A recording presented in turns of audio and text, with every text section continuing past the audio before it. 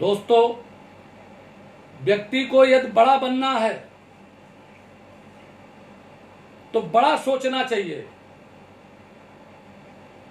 और बड़ी सोच होती है जो बहुत ऊंचाई पर होती है, पक्षपात रहित होती है।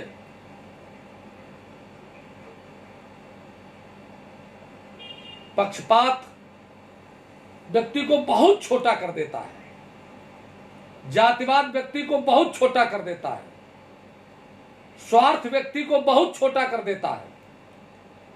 इसलिए आप सबसे मेरा निवेदन है, जो पूरे हिंदुस्तान में जो हम लोगों के अंदर दर्द है, आप सबके अंदर दर्द है कि स्वतंत्रता प्राप्ति के बाद इस देश के कमेरे, इस देश का किसान, इस देश के अच्छे लोग सबके सब व्यथित हैं, सबके सब परेशान हैं, और हर व्यक्ति एक ही बात कहता है कि बेईमान आदमी बढ़ा है, भ्रष्ट व्यक्ति बढ़ा है, घूसखोर बढ़ा है, झूठा मक्कार बढ़ा है, गलत काम करने वाला बढ़ा है, शराब का व्यवसाय करने वाला बढ़ा है, ठेकेदारी में बेईमानी करने वाला बढ़ा है, राजनीति में भी जिन लोगों ने घूस ली, भ्रष्टाचार किया, वो सब लोग बढ़े हैं। इसमें कोई दो राय नहीं है कि लोग बढ़े हैं। लेकिन दोस्तों, मैं आप सबसे कहना चाहता हूं कि जितने लोग भी बढ़े हैं और पूरी दुनिया में लोग बढ़े हैं, वो सब दुखी हैं।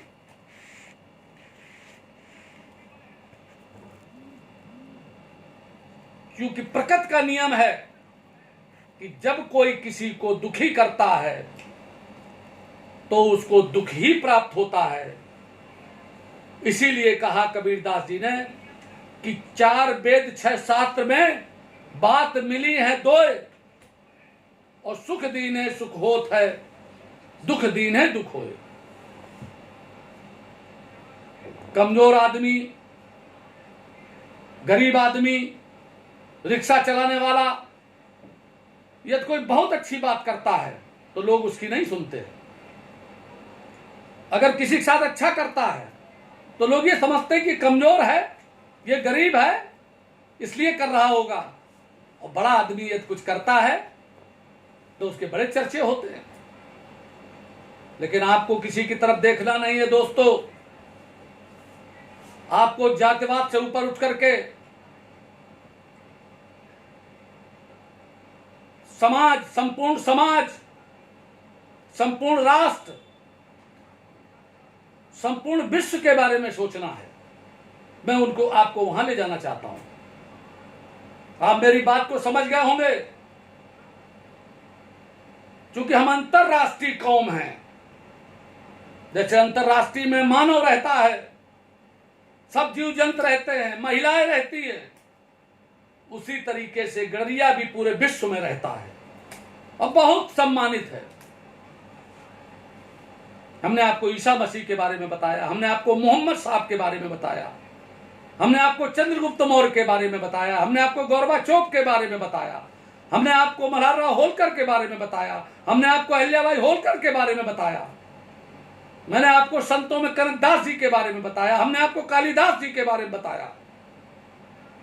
जो लोग अपना इतिहास भूल जाते हैं वही तो भटक जाते हैं। इसलिए मेरा आप सबसे निवेदन है, नौजवानों, और नौजवान ही कुछ कर सकता है। ऐसी कई घटनाएं हुई। जब मैंने इलाहाबाद के बारे में आपको बताया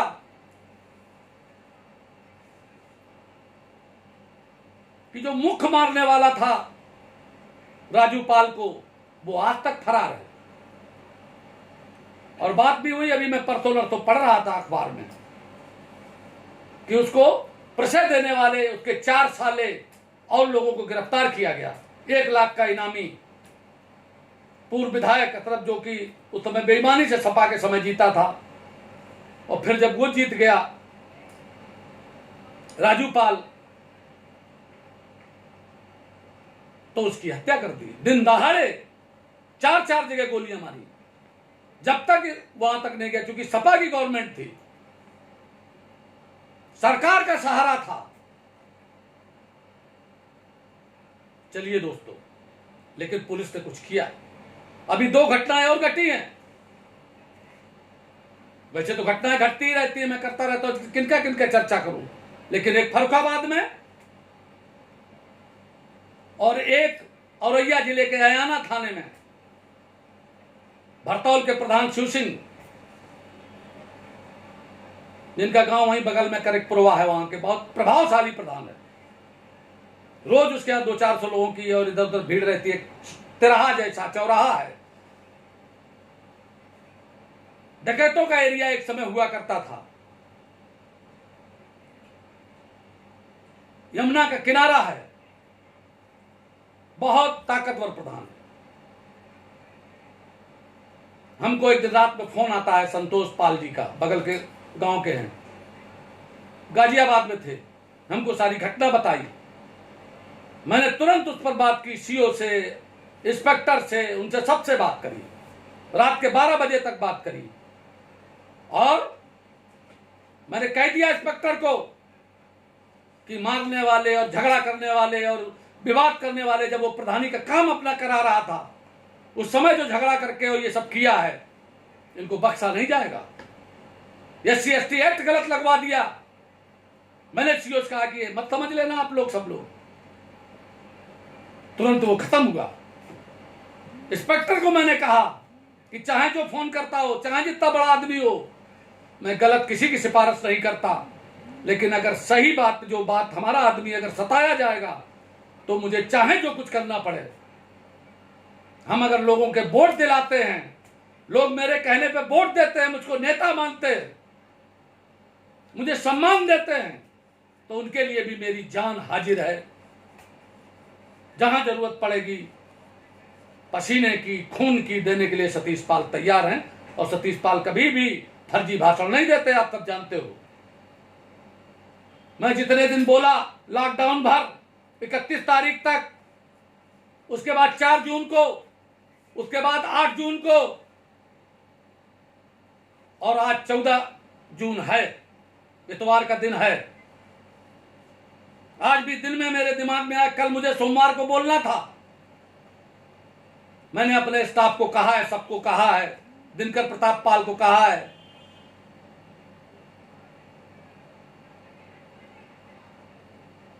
सौरभ कटियार को कहा है, मानवेंद्र प्रताप को कहा है कि किसी को भी आप समय मत देना, क्योंकि मेरा पता नहीं, क्योंकि अब लॉकडाउन खुला है, जितना भी हो सकता है कि कहां से कोई खबर आवे, मैं चला जाऊं अचानक। जब हो 1 घंटे 2 घंटे पहले लोगों को बता दीजिए, क्योंकि मुझे तो संदेश देना है, मुझे काम करना है। और मैंने आपसे कहा था कि नेता वही अच्छा होता है जो कहे सो करे। जैसे लोहिया जी ने राम मनोहर, स्वर्गीय राम मनोहर लोहिया जी ने कहा, स्वर्गीय जसवंत सिंह थे ब्लॉक प्रमुख रहे, वो लहरापुर के, बाहर के ब्लॉक प्रमुख रहे, लहरापुर उनका गांव प्रधान रहे कई बार, और बहुत अच्छे आदमी, बहुत अच्छे नेता। उन्होंने हमसे कहा कि सतीश, लोहिया जी कहते थे कि नेता वही है जो बोले और डोले, और लंगोटी का सच्चा और बाजार का अच्छा हो। मतलब बाजार का अच्छा मतलब यह है कि किसी के पैसे अगर उधार ले तो दे दे, ऐसा नहीं कहा गाड़ी में जरा डीजल डलवाओ, ऐसा नहीं पैसा ठगता हो सवेरे शाम तक। दोस्तों, आपसे और एक बात कहना चाहता हूं, कार्यकर्ता बनो और सब कार्यकर्ता बनो। सरकारी योजनाओं को जरूरतमंद तक पहुंचाने का काम करो। इस समय पर सरकारी योजनाएं बदल रही हैं, यह युग परिवर्तन का समय है। पहले नीचे से ऊपर गया आदमी, अब ऊपर से नीचे आ रहा है। पहले वो गांव से कस्बा, कस्बा से शहर, शहर से दिल्ली, दिल्ली से बंबई, बंबई से इंग्लैंड गया, अमेरिका गया, अब वापस आ रहा है और गांव आ रहा है। क्यों? क्योंकि शहरों की बहुमंजिली इमारत पर खतरा है भूकंप का। इस समय खतरा कोरोना का चल रहा है। जो समुद्र के किनारे बसे हैं, चाहे बंबई हो, चाहे कलकत्ता हो, चाहे गुजरात के पास हो, चाहे पोरबंदर हो, वहां आए दिन सुनामी आ रही है, कभी कोई दूसरा आ रहा है। तो उससे लगता है कि हम गांव में सुरक्षित है, लेकिन गांव में खेती कम पड़ गई है, पशुपालन का पेशा भी गड़बड़ा गया है। इसलिए हम लोगों को नए सिरे से विचार करना पड़ेगा। तो उसमें करना यह है दोस्तों कि आवश्यकताएं कम करो। ये शादी ब्याह, इस पर फिजूल खर्ची बिल्कुल बंद कर दो। और आजकल में जब भारत सोने की चिड़िया था, उस समय जब होता था, हम दिखावे में पड़ गए, हम चकाचौंध में पड़ गए। रात में शादियां इसलिए होने लगी क्योंकि मुगलों के समय पर लड़कियां उठा ली जाती थी। शादियां दिन में होनी चाहिए। मुहूर्त को देख लो, मैं नहीं कहता, लेकिन कम से कम लोग जाओ, लड़की वाले का कम से कम खर्च कराओ, अपना भी कम से कम खर्च करो और पैसा बचाओ, और बचा करके भविष्य के लिए सुरक्षित रखो। आवश्यकता ऐसी रखो जैसे मेरी आवश्यकता है कि दिन में मुझे सवेरे 2-4 रोटी जो खा लूं, शाम को खा लूं, यही आवश्यकता है। सिर्फ गाड़ी में चलूं तो डीजल की आवश्यकता है, और जो कोई मिलता है उसको खिलाने की, जो पिलाने की है वो है। मैं किसी का खाता नहीं, खास करके उनका नहीं खाता जिसका जिस दिन काम करने जाता हूं। आपको आदर्श प्रस्तुत करने पड़ेंगे दोस्तों। अगर अच्छा नेता बनना है, अच्छा प्रधान बनना है, अच्छा जिला पंचायत सदस्य बनना है, और कोई जरूरी नहीं कि प्रधान बनो, लड़ो जरूर, अपना हक जरूर प्राप्त करो। और अगर लड़ो, अगर उसमें तुम्हें सफलता ना मिले तो दोस्तों कभी भी दुखी मत होना। किसी को शराब मत पिलाना, शराब मत पीना, नशा मत कराना, और एक मुहिम चलाना जिससे तुम सबसे अलग हो जाओ। राय राय सब चले, राय छोड़ तीन चले, शायर शेर और सपूत, सत्य बोलो हरदम।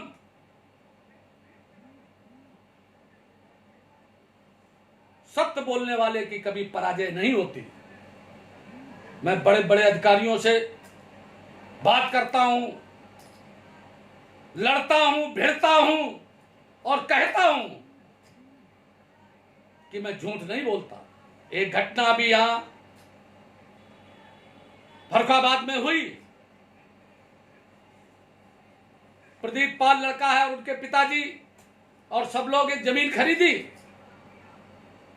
एक दूसरे यादव जी ने जो 4 बीघा खरीदी से 1 बीघा खरीदी, उसको 1 बीघा भी नहीं लेने दे रहे थे। झगड़ा हुआ, विवाद हुआ, मारपीट हुई, गोली चली, लेकिन वहां पर जो इंस्पेक्टर है वो यादव, उसने रात में शराब पी करके सबने और परिवार के अंदर घुस करके मारा उन गडरिया समाज के लोगों को। हमको जब पता चला, उनका फोन आया, मैं उनको सीधे आईजी के यहां लेकर के गया, एप्लीकेशन दिलवाई, एसपी से बात की, सीओ से बात की। डॉक्टरी नहीं हो रही, डॉक्टरी हुई। एक महिला प्रेग्नेंट थी जिसके पैर में, उसके पेट में लात मार दी, उसका बच्चा उल्टा हो गया। हमने कहा FIR लिखाओ, और FIR लिखी जा रही है, 156 में डाल दी है। पुलिस का रोल, थाने का रोल बिल्कुल अच्छा नहीं है। लेकिन मैं इंतजार कर रहा हूं लॉकडाउन इस समय पर ज्यादा दोस्तों कोरोना बढ़ रहा है। आप तब से अनुरोध है कि सावधानी हटी, दुर्घटना घटी। ये देखो मास्क मैं भी लगाया था, मैंने उतार दिया अभी, इसलिए उतारा कि आपसे बातचीत करनी है। लेकिन आप सबसे भी निवेदन है कि इस महामारी में सतर्क रहना और 3 बातें याद रखना कि मुंह में मास्क लगाओ, दूसरे वाले सामने वाले से 2 गज 3 गज दूरी पे खड़े हो,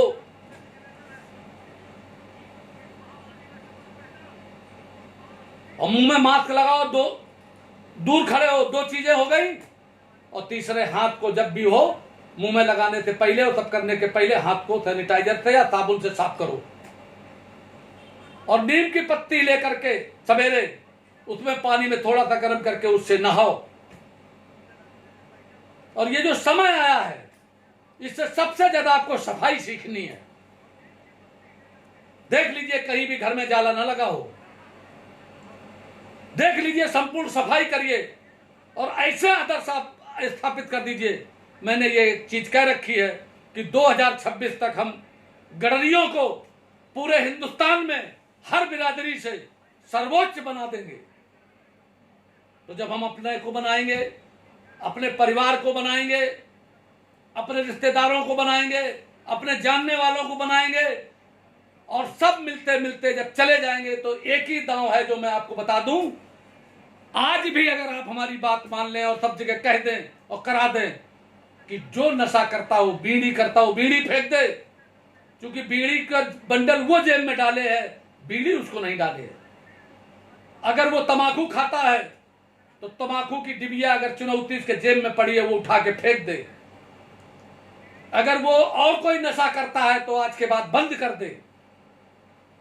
और कल ये हो जाए कि संपूर्ण गडरिया समाज के लोगों ने पूरे हिंदुस्तान में, वो चाहे गडरिया कहलाते हो, चाहे धनगर हो, चाहे नीखर हो, चाहे कुरबा हो, चाहे गाड़री हो,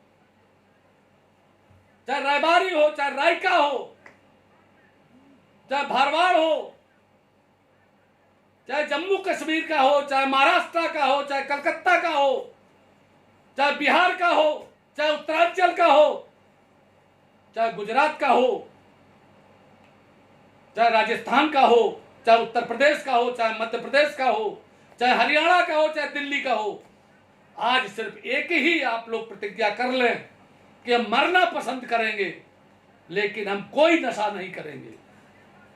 और हम आने वाली अपनी जो संतति है, अपने आने वाले जो हमारी वंश है, जो हमारे बच्चे हैं, वो कोई गुटखा नहीं खाएगा, मसाला नहीं खाएगा, किसी के वशीभूत नहीं होगा और त्यागी होगा, तपस्वी होगा, पढ़ित करेगा, बलवान होगा, ज्ञानी होगा और सबकी मदद करेगा, सेवा करेगा, अहंकारी नहीं होगा। ये इत्यादि काम अगर आपने कर लिए तो ये भारत जो भरत के नाम पर है, जो शेर के दांत गिना करते थे, भरत शकुंतला से पैदा हुआ। आज दोस्तों एक बात अच्छी तरीके से मेरी बात समझ लेना आप कि मैं कविताएं लिखता हूं, उसमें मैंने लिखा है कि अब की चूके फिर कभी ना पाओगे। इस लॉकडाउन के समय पर हमने 2 महीने जो मेहनत की है, मेहनत दोस्तों बर्बाद न जाए। हमने आपसे कहा कि हम सबके कमेंट पढ़ते हैं, आज भी पढ़ रहे थे। एक दिनेश बघेल ने कमेंट लिखा इसमें कि आप मृत्यु के समय पर जो घाट पर पाखंड होता है उस पर बोलिए। बहुत अच्छा कमेंट है, मजा आ गया मुझे। मैं उसके बारे में आप सबसे कहना चाहता हूं दोस्तों कि कोई लाश, आप कोई अपना जो शव है अपने परिवार का जिसका भी है, उसको कभी घाट पर लेकर के मत जाइए। अपने खेत पर आराम से उसको, उसका दाह संस्कार उसको कर दीजिए, जला दीजिए। मैंने अपने बाबा, अपने पिताजी, अपनी माताजी का दाह संस्कार खेत पर किया, जितना अच्छा वहां होता है। लेकिन जब कोई मरता है तो गांव में बैठे हुए जो लोग बैठे, विलेज बैरिस्टर, वकील साहब, बहुत बड़े वाले ज्ञानी, नशैची, जो पूरा गांव बर्बाद करे रहते हैं, वो कहने लगते हैं कि इनको लेकर के जरा चलो वहां। और उन्होंने कहा था हमसे कि हमें गंगा नवा दो जब हम मर जाएं। हमें फलाने नदी किनारे ही करना, वो आपका पैसा खर्च कराते, वो आपके दुश्मन हैं। आप देख लेना, जहां कहीं पर ये मृत्यु का घाट होता है उसके बगल में ठेका जरूर होता है, क्योंकि वहां के बाद पीने वालों को तो पीने का बहाना चाहिए। शादी हो तो वो लोग ये कहते हैं कि आज तो शादी, आज तो खुशी का माहौल है। बरसात हो तो कहते हैं मौसम ठीक नहीं है। अगर बहुत बढ़िया मौसम हो तो कहते हैं आज क्या हसीन मौसम है यार, थोड़ी थोड़ी हो जाए। इसके बाद किसी की मृत्यु हो जाए तो बोले यार गम है, आज बड़ा इनके मरने से बड़ा गम हुआ है, तो उसके पैसे भी खर्च कराते हैं। तो दोस्तों, आप लोग जितनी भी कुरीतियां आपके यहां हैं, लोग एट होम करते हैं, लोग इंगेजमेंट करते हैं, सगाई की रस्म करते हैं और पूरे का पूरा इसके बाद फलदान भी करते हैं, और पूरा का पूरा मैं देखता हूं, मैं तो दंग रह जाता हूं, क्या करूं, वहां बैठा हुआ हूं। लेकिन दोस्तों, आप ही लोग क्रांति लाओगे। शादी को लड़कियां जिसके यहां हो जाती हैं, जो बेचारा दुखी हो जाता है, जबकि लड़के वाले का भी पैसा कम खर्च नहीं होता, क्योंकि वो बैंड करता है, आतिशबाजी करता है, घोड़ी वोड़ी करता है, और तमाम पैसे में उसका इतना रुपया खर्च हो जाता है कि वो भी कर्जी हो जाता है। तो दोस्तों, 13वीं का संस्कार है, बस अपने रिश्तेदार नातेदार को बुला करके जितना हो वो कर लीजिए। मैं पश्चिम के तमाम जगह गया जाता हूं, वहां तो बाकायदे 10-10 हजार आदमी, 20-20 हजार आदमी मालपुआ छनते। ये सब दोस्तों बातों को हटाना चाहिए, आपको सोचना चाहिए, क्योंकि आपके ऊपर ये चीजें उनके द्वारा लादी गई हैं जो इस देश के दुश्मन थे। दोस्तों, मैंने पंडा पुजारियों को देखा, वो लोग ब्राह्मण नहीं होते और ब्राह्मणों को इस बात पर बदनाम किया जाता है। तमाम कहो तो जने कहा डकैती डालत रहे, किसी मंदिर में पहुंच करके वहां पर कहो मंदिर के पुजारी को मार करके बैठ जाए। तो बुराई के खिलाफ आपको लड़ना है, किसी जात की निंदा आपको नहीं करनी है। आपके साथ जो जातियां गड़बड़ कर रही हैं उनके बारे में भी आपको गलत सलत नहीं बोलना है, लेकिन अपना हक मांगने के लिए कि अति पिछड़े का आरक्षण में बंटवारा करो, वरना आरक्षण बंद करो। सीधे सीधे बिहार की तर्ज पर इसको लाओ, क्योंकि सामाजिक न्याय, सबको न्याय, संपूर्ण न्याय, सतीश पाल का एक मिशन, संपूर्ण न्याय, सबको न्याय, समाज को ठीक करना। और जितना भी अधिकारी भ्रष्ट है, लेखपाल से लेकर के एसडीएम तक और ऊपर जहां जहां भी हो, नायब तहसीलदार हो, बीडीओ हो, एडीओ हो, ग्राम पंचायत अधिकारी हो, डॉक्टर हो, सप्लाई इंस्पेक्टर हो, आप सब लोग सब पर नजर रखिए और मोबाइल लेकर के जाया करिए, रिपोर्टर लगवाइए, गांव में विधवा पेंशन दिलवाइए, वृद्धावस्था पेंशन दिलवाइए।